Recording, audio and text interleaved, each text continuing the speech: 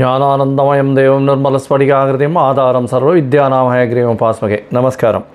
நேயர்கள் அனைவருக்கும் astro KS ஐயங்காரின் பணிவான நமஸ்காரங்கள். வார பலன் 1/4/2024 7/4/2024 வரலாம் உண்டான பலன்களை மேஷம் முதல் மீனம் வரை எப்படி இருக்குன்னு பார்ப்போம்.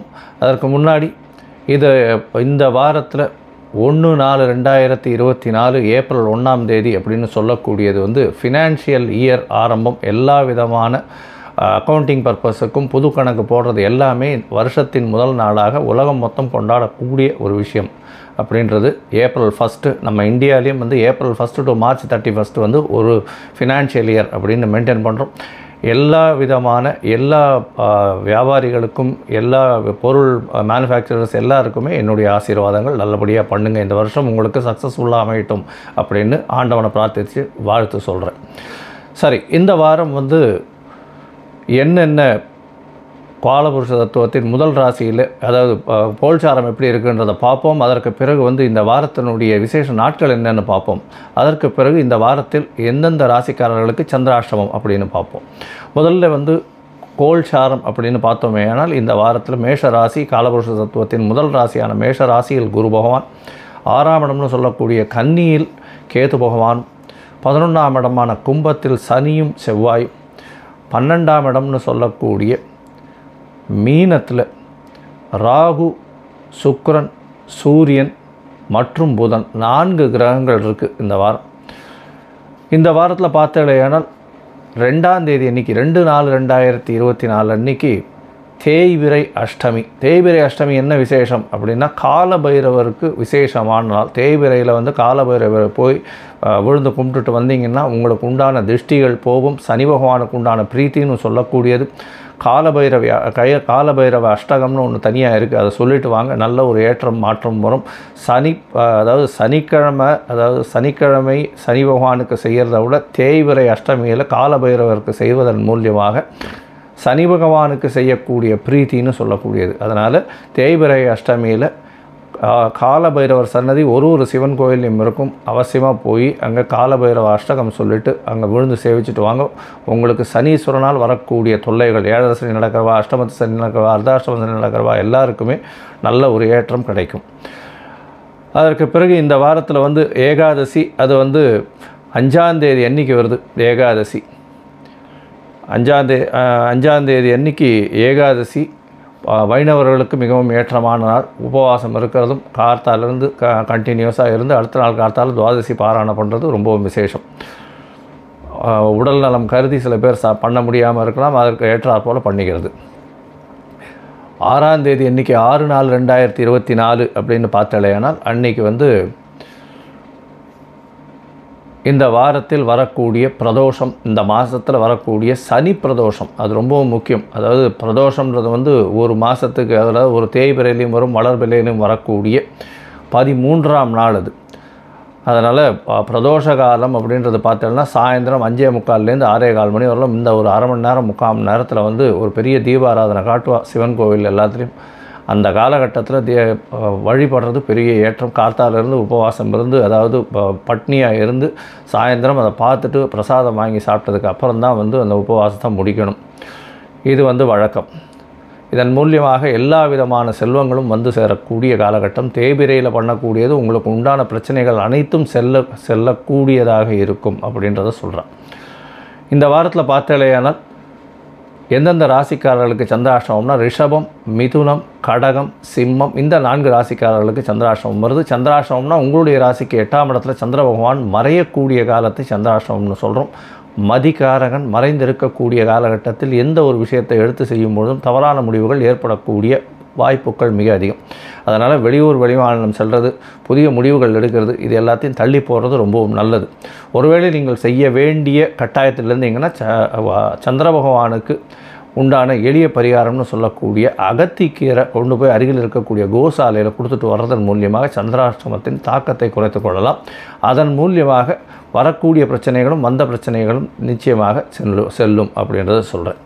சரி, இந்த வாரத்தில் மேஷம் முதல் மீனம் வரை 1/4/2024 7/4/2024 வரை எப்படி இருக்குது அப்படின்றத பார்ப்போம். அதுக்கு முன்னாடி என்னுடைய மொபைல் நம்பர் கீழே ஸ்க்ராலிங்கில் போயிட்டுருக்கோம். உங்களுக்கு அஸ்ட்ராலஜிக்கல் கன்சல்ட் தேவைப்பட்டதுன்னா நீங்கள் எனக்கு ஃபோன் பண்ணுங்கள். உங்களுடைய date, time, place of birth, உங்களுடைய நேம், பேரண்ட்ஸ் நேம் இது எல்லாத்தையும் கொடுத்தே இல்லையானால் உங்களுடைய ஜாதகத்தை போட்டு அதில் லக்ன சந்தி, ராசி சந்தி, அதாவது ராசியில் பாத சந்தி இருக்கான்றதையும் பார்க்கணும். ராசியில் சந்தி இருந்ததே ஆனால் எல்லாமே மாறக்கூடிய வாய்ப்புகள் உண்டு. அதனால் நட்சத்திர சந்தி இருக்கான்றதையும் பார்த்துட்டு உங்களுக்கு உண்டான இன்றைய கோல்சாரத்தை பிரகாரம் எப்படி இருக்குன்றதையும் பார்த்துட்டு தசாபுக்தி அந்தரம் சூக்ஷ்மத்தை வச்சியும் பார்த்துட்டு உங்களுக்கு உண்டான எளிய பரிகாரம் என்ன, உங்களுடைய பிரச்சனைகளை எப்படி தீர்க்கலாம் அப்படின்றத எளிய பரிகாரங்கள் மூலியமாக சொல்கிறேன். என்னுடைய கட்டணம் என்னன்னு சொல்கிறேன். அந்த கட்டணத்தை போட்டுட்டு உங்களுக்கு உண்டான அப்பாயின்மெண்ட் தரேன். அதற்கப்புறம் பேசலாம். இப்போது மேஷம் முதல் மீனம் வரை 1/4/2024 7/4/2024 வரை உண்டான பலன்களை பார்ப்போம். கும்பம், அவிட்டம், சதயம், பூரட்டாதி இந்த 3 நட்சத்திரம் 9 பாதங்களை கொண்ட ராசி. ராசியின் அதிபதி அப்படின்னு சொல்லக்கூடிய சனி பகவான் ஆட்சி பெற்று போயிருக்கார். மூலத்திரிகோணத்தில் ஆட்சி பெற்று போய் இருக்கக்கூடிய காலகட்டம். உங்களுடைய ராசியிலேயே 3ஆம் அதிபதியான முயற்சி ஸ்தானாதிபதியும் ராசியிலேயே செவ்வாய் பகவான் இருக்கிறதும் விசேஷம். இருந்தாலும் உடல் நலத்தில் சற்று கவனம் தேவை. ஏன்னா சனி பகவான் உங்களுடைய ராசியிலேயே இருக்கிறதன் மூலியமாக உடல் நலத்தில் கொஞ்சம் தொய்வை ஏற்படுத்துவார். சோம்பல்தனத்தை அதிகமாக கொடுக்கக்கூடிய காலகட்டமாக இந்த வாரம் அமையிறது. செவ்வாய் பகவான் கூட இருக்கிறதுனால சிறு சிறு பிரச்சனைகள், அதாவது கீழே விழுந்து அடிபடுறது, இந்த மாதிரியான விஷயங்கள் வரும். உடல் நலத்தில் சற்று இந்த ஆஸ்பத்திரி போகிறது, இந்த மாதிரியான கத்தி படுறது உடம்பில், இந்த மாதிரியான விஷயங்கள் வரக்கூடிய வாய்ப்புகள் நிச்சயமாக உண்டு. உங்களுடைய ராசிக்கு பார்த்தீங்கன்னா 2ஆம் இடத்துல 4 கிரகங்கள் இருக்குது. சூரியன், சுக்கிரன், புதன் மற்றும் ராகு இந்த 4 கிரகங்கள் இருக்குது. இருந்தாலும் உங்களுக்கு பணவரவிற்கு பஞ்சம் இருக்காது. ஏன்னா 4ஆம் அதிபதியும் உங்களுடைய ராசிக்கு 9ஆம் அதிபதியும் 2ஆம் இடத்துல உச்சமற்று போயிருக்கிறது பெரிய விசேஷம். உங்களுடைய ராசிக்கு ஒரு திரிகோண கேந்திர அதிபதினு சொல்லக்கூடியவர், அதிசுபர் அப்படின்னு சொல்லக்கூடிய சுக்கிர பகவான் உங்களுடைய ராசியில் 2ஆம் இடத்துல உச்சமற்று போயிருக்கிறதுனால நல்ல ஒரு ஏற்றம் கிடைக்கக்கூடிய காலகட்டம். 5ஆம் அதிபதியும் 8ஆம் அதிபதியுமான புத பகவானும் உங்களுடைய ராசியிலேயே உங்களுடைய ராசிக்கு 2ஆம் இடத்துல உச்சம் பெற்று போயிருக்கிறது பெரிய ஏற்றம்.